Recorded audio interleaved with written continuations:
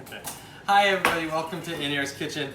I'm just going to do a really short little example of how to make one of the meals that's in the new Clover Seasonal Box. We just got this today, which we're really excited about. And we're going to make the local pasta with pesto, cherry tomatoes, and pickled veggies. So we have some really beautiful local heirloom cherry tomatoes. And we have this pasta, which we're really excited about. It's from Seven Hills Pasta Company. And this is made in Massachusetts. There are a few people that are starting to make pasta locally. It's a really nice way to bring local wheats to your kitchen. And these are all organic flour, which is really important to us. We have a sunflower seed pesto. This is a pesto Clover made.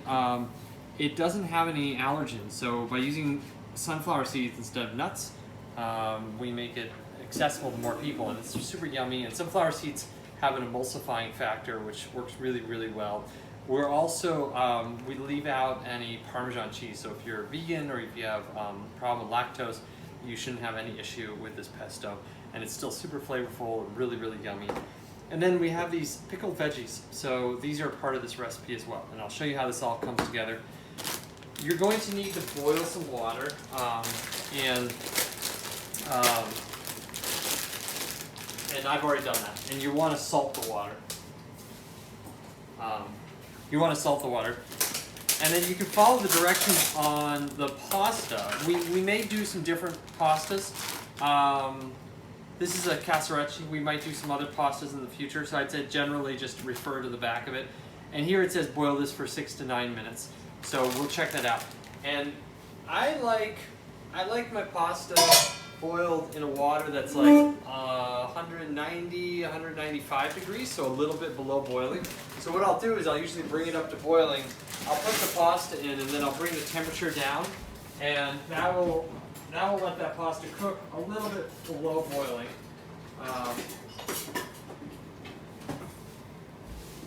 And when you drop the pasta in there, so make sure you have the water salted.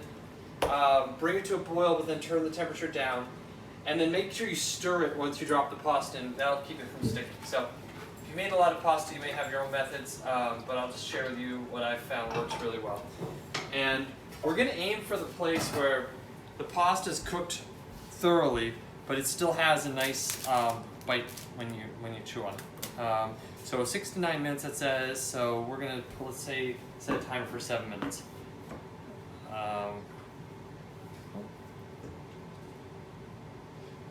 Set a timer for 7 minutes. Set a timer for 7 minutes. Okay, 7 minutes and counting. She likes to listen to me some of the times. All right, so that's the first part of this. So the pasta's cooking there, and then we're going to toss it with this sunflower seed pesto, and we're going to top it with these tomatoes and these pickled veggies. For the tomatoes, I'm going to wash them. So we've talked about this on a lot of the previous episodes, but I think it's really important to wait a second. I think it's really important to wash all of your vegetables, no matter where they're coming from. It's a good idea to wash them. And the best way to do that is submerge them in water. So I'm letting this water come all the way over these. And this, I'm using a salad spinner. I'm not going to spin these because they're too heavy to do that, but it's going to let them drain out a little bit. And then I'm going to take these cherry tomatoes. We're going to top the pasta with it. I'm going to go ahead and I'm going to cut these guys in half. So I think they'll be a little easier for us to put on the fork. You could put them on whole. That would be fine. You could, if you like, you could blister them. You could put them under a broiler, or you could put them on a grill, or you could put them in a frying pan for a few minutes if you like to have them less raw. But whatever you do with them, they'll be really yummy. They're going to be super flavorful. So I think we've got 4 or 5 different varieties. They're fun. They're all like the similar colors. So they're all like a yellowy and orange color, but you can see there's this shape, and then there's this one here, and then I have some of these that are a little different, and I have this long one here. So I've got a few different varieties of sort of yellow and orange cherry tomatoes. this is something, because this box is really built for us to showcase the vegetables that are in season from the farmers we love to work with. This might change a little bit, so you might get something that looks a little different than this a week or 2 weeks from now. They remind me of like, if sometimes you have water balloons, they can be round, but if you squeeze them, they'll like come up. The long ones, you mean, or these ones? Yeah, this is what I do. I first had this shape of cherry tomato. My little sister got me some pickled. I think they were green cherry tomatoes, and they were this variety. It's from some Amish farm, and she was living in Ohio at the time. I had never seen those before, but now I see them around. There are a lot of different kinds of cherry tomatoes, and cherry tomatoes are a really fun tomato for New England because they tend to grow their fruit and come ripe a lot more quickly than other tomatoes. So if you have like a more shady area, or if you don't have a long growing season for your tomatoes, cherry tomatoes are really the way to go. They generally are much more sweet, and they also have more surface area, so they have more skin than a regular tomato. So they cook up a little bit differently. But they're really yummy. So we're just doing this slicing of these tomatoes while our pasta's cooking. And like I said, if you wanted to just use these whole, there wouldn't be any problem with that. If you wanted to cook them, there wouldn't be any problem with that either. And my knife is getting a little bit dull, so you can see it's like cutting it there, but just barely. Probably need to sharpen that sometime soon. All right, so we have our cherry tomatoes are all ready to go, and then we have these pickle veggies.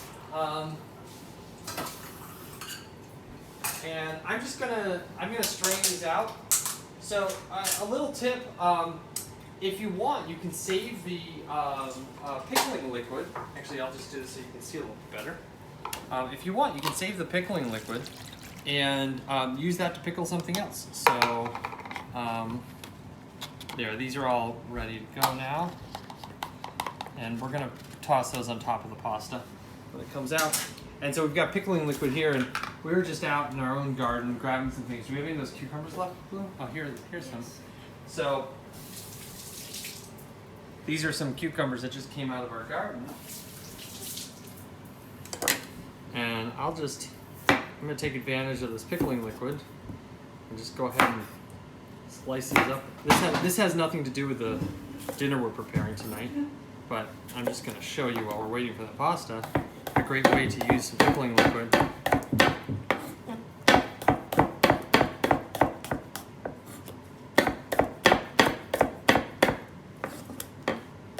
And cucumbers, the fresher they are when you pickle them, the more crunchy and snappy they are when you eat them. So these are going to be really yummy because these are just picked. I'm just putting them right in that liquid. So this is going to be what's called a quick pickle, or we're just going to be putting this in the refrigerator. So it's not a fermented pickle. And I think I saw we have a little onion that got picked accidentally. It wasn't all the way mature, but onions are good. Whoops. Onions are good in pickles too, so I'm just gonna cut this guy up.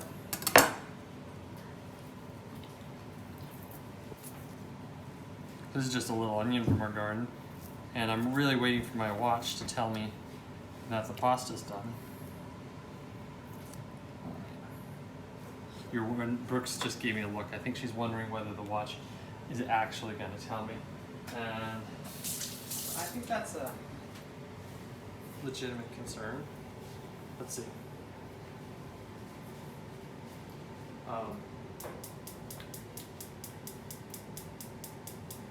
Yeah, it's going. It's 40 seconds left, so we're very close. And we set that. If you're paying attention, we set that timer to like the lower end of the suggested time. And let me pull this forward. All right, so let me pull one of these out.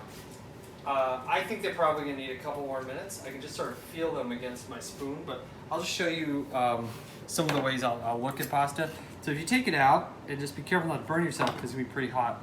If you cut it open, You can usually look at the cross section and see if it looks, if it still looks hard or raw in there. And I think this is actually just very close to being done. Timer just went off, so I'm liking that. I think I might give it like 30 more seconds. I think it's pretty close. Sorry. It's really close. All right, and here we go. Getting a bowl to put everything in. And before I take that out, I'll just talk through a little bit what I'm doing. I've got a colander in my sink, and that's all ready to go. And then I've got my pesto that I'm going to toss with that. This is from the Clover kit. And I've got my tomatoes ready to go, and I've got my pickled veggies all strained out and ready to go. And now I think the pasta's probably about at the point I want it. Or maybe I'll taste it just to double check.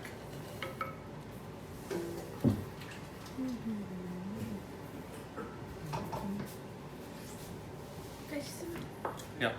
So I give it a teeny bit more time. It's very, very close. As you want to, especially if you're working with pasta that you haven't used a lot, you do want to sort of watch these last minutes. So give it that 7 minutes without worrying about it. And then once you get to that point, start tasting. It's like baking a cake. You want to catch it at just that right moment. And that requires a little bit of patience, and you might have to check in a few times. Tomatoes look good. All right. Let's try this. You want to taste it?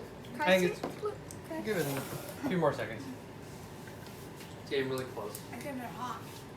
I'm bumping into it. This is our COVID drying rack here. This is, we used to use this for drying our pasta, and now we're using it for drying our face masks that we have to wear each day. All right, I think this is good. So what I'm going to do now is take this pasta in its hot water and pour it off into the sink. When you're doing this, you want to pour slowly. If you pour really quickly, you might get splashback. And give that a little toss. Get rid of the water in it.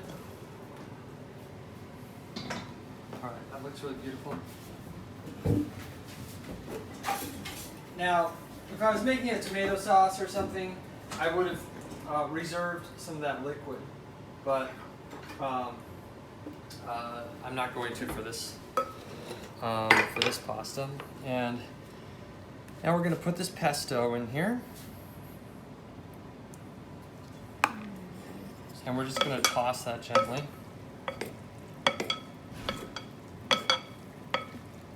And you just want to be patient and give it a good mixing, because the pesto, it will do a great job coating it, but you have to give it a few seconds. You don't want to like have giant clumps in there.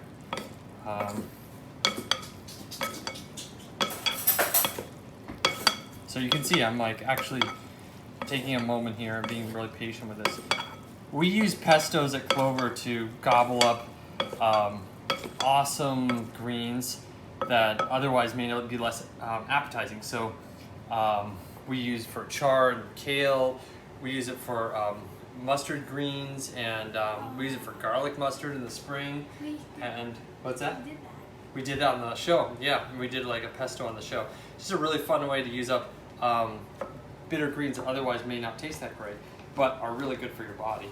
All right, and so we have here the pasta with the pesto, and then the last thing we're going to do, we're going to top it with these cherry tomatoes and our pickled vegetables. All right, and so this is our pesto pasta dinner, and I think we should probably, you're going to take a little taste of it, Blue? Yeah. Yeah, I'll get a plate out. Yeah. Go ahead, you can have a bite, it's all right.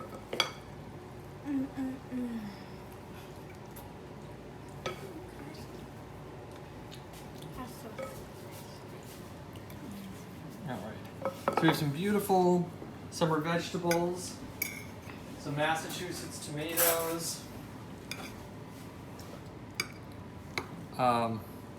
Massachusetts-made pasta.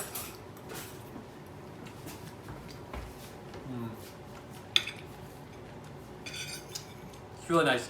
I always like pesto with some cherry tomatoes or something else that's acidic. It can cut the richness of the pesto. That's sort of the role that the vegetables play here. So this is the third meal from the seasonal box, which we just got today, and we're been excited to try out. And we'll do another video or two, I think, with some of these other recipes. Thanks everybody for joining.